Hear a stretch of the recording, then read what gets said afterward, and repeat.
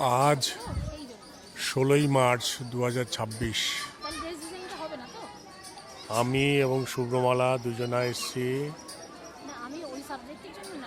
51 সতীপীঠের এক পীঠ বীরভূম জেলার কঙ্কালীতলা।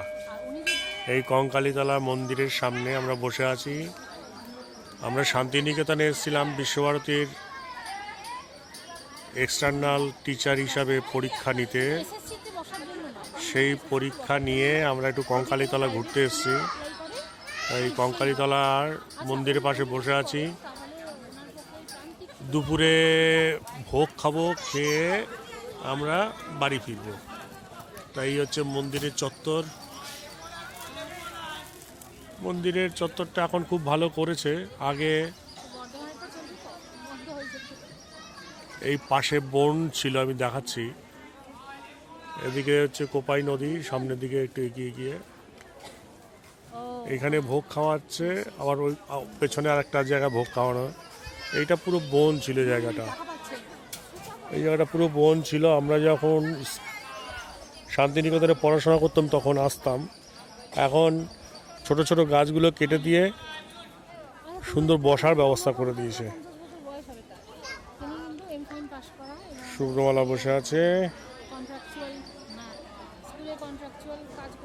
এই গাছটাতে ঢিল বাঁধা হয়। মানুষের মনের মনস্কামনা পূরণ করার জন্য ঢিল বাঁধে। এই হচ্ছে মন্দিরে পুজো চলছে। আমরা ভেতরে ঢুকিনি, লাইট আছে অনেকটাই।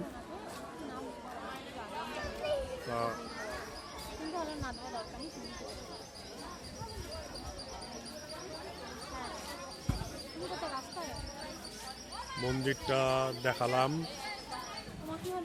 খুব ভালো লাগলো। এখন বসে আছি চুপচাপ। এই বসে থাকাকালীন কঙ্কালীতলায় মন্দিরের পাশে চত্বরে বসে আছি। এই হচ্ছে কঙ্কালীতলা মন্দির। ভালো লাগছে, অনেকক্ষণ সময় কাটিয়ে এখানে ভোগ খেয়ে তারপর বাড়ি যাবো। এই কঙ্কালীতলা মন্দির।